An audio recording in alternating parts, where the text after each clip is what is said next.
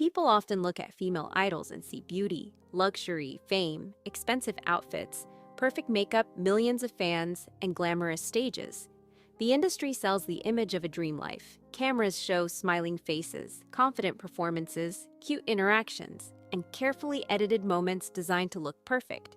But behind that image, many female idols are trapped inside a system that treats them less like human beings and more like manufactured products built for public consumption.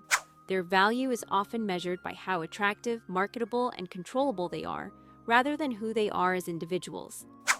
The idol industry does not simply ask women to perform. It demands perfection every second of their lives. Female idols are expected to look flawless in public even when they are physically exhausted, emotionally drained, sick, or mentally overwhelmed. One tired expression, one small mistake, one unedited photo, or one rumor can become viral content online within minutes. Their faces are analyzed, their bodies are criticized, and their behavior is constantly judged by strangers who expect perfection from people they do not even know personally.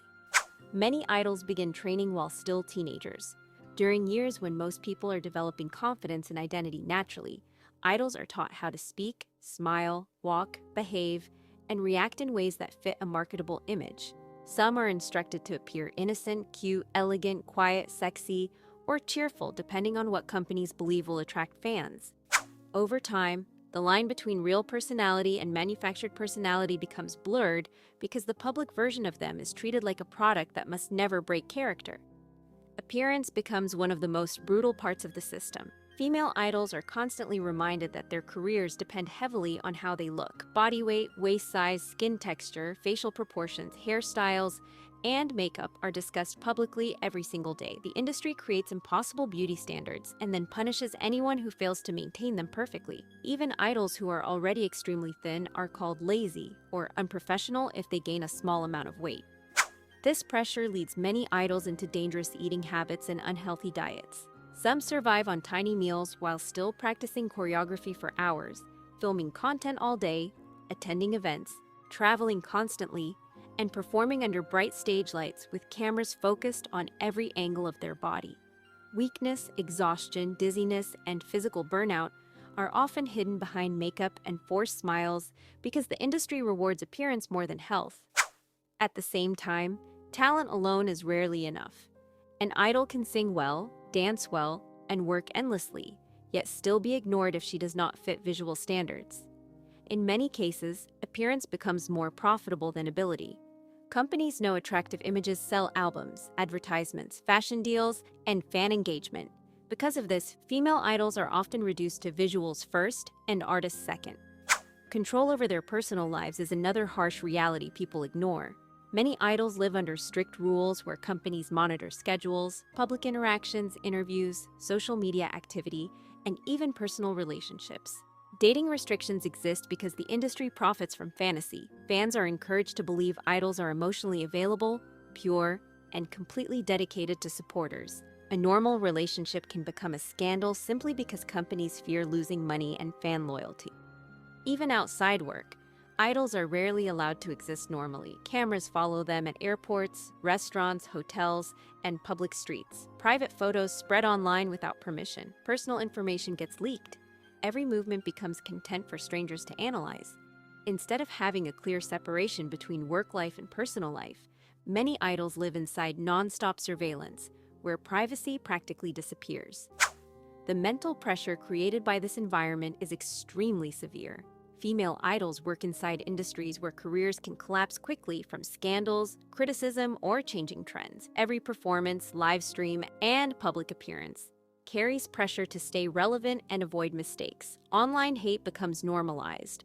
Strangers leave cruel comments about bodies, faces, personalities, and behavior every day, without considering the damage caused by constant public humiliation. Despite this pressure, idols are still expected to appear cheerful and emotionally stable all the time. The industry often treats emotional vulnerability as weakness, because companies fear it may damage the perfect image being sold to fans. Many idols continue working through anxiety, stress, burnout, and emotional exhaustion because stopping can affect contracts, promotions, popularity, and future opportunities. The most disturbing part is how normalized this system has become.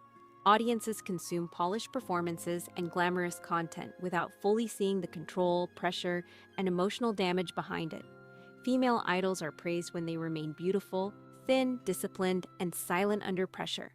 The moment they show imperfection, aging, emotional struggle, or independence, public criticism often becomes brutal. Behind the luxury brands, stage lights, and fan culture, many female idols are surviving inside an industry built around unrealistic expectations and commercial value. 이렇게밖에 인사할 수밖에 없는 게 너무 미안해. 진짜. 언니가 네 목까지 열심히 살게. 열심히 할게.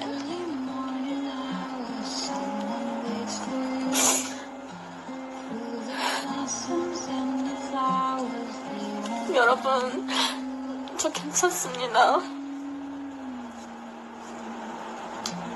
제가 설리랑 정말 친했던 친언니 동생 사이였기 때문에 제가 이렇게나마 대신 설리한테 인사드리고 싶어서 여러분들한테 라이브 영상을 틀었어요. The glamorous world people admire is often maintained through exhaustion, emotional suppression, constant surveillance, and relentless pressure to remain perfect at all times. Female idols are not dolls, fantasy characters, or flawless machines created for entertainment. They are human beings living inside systems that frequently reward obedience, beauty, and silence more than health, individuality, or dignity. Until audiences stop treating idols like perfect products designed for consumption, the cycle of pressure, control, and emotional damage will continue behind the polished image the world keeps celebrating. I remember being so cautious not to break all these rules that you had as a trainee. A lot of these rules didn't have much meaning. For example, you had to leave like a message before you were able to go to the toilet, and this was even in free time. You were constantly being watched over when you were in the practice room, so you didn't have much freedom at all. This is kind of weird, but I remember having to take pictures of what I ate before I was actually able to consume it, and I had to send them pictures to our manager, and she would have to check it. This is how I felt. The reason that we had to follow all these rules was because otherwise we felt that they were just going to cut us if we didn't obey all these rules. I'm not sure. Like, it could be just because it's been passed down through the industry. Like, that could be the reason. And it also could be just because the people in control at that stage wanted it to be easier to take control. What I want to say is just because those trainees, those children have a dream to one day like perform on stage and to be a performer, they shouldn't be treated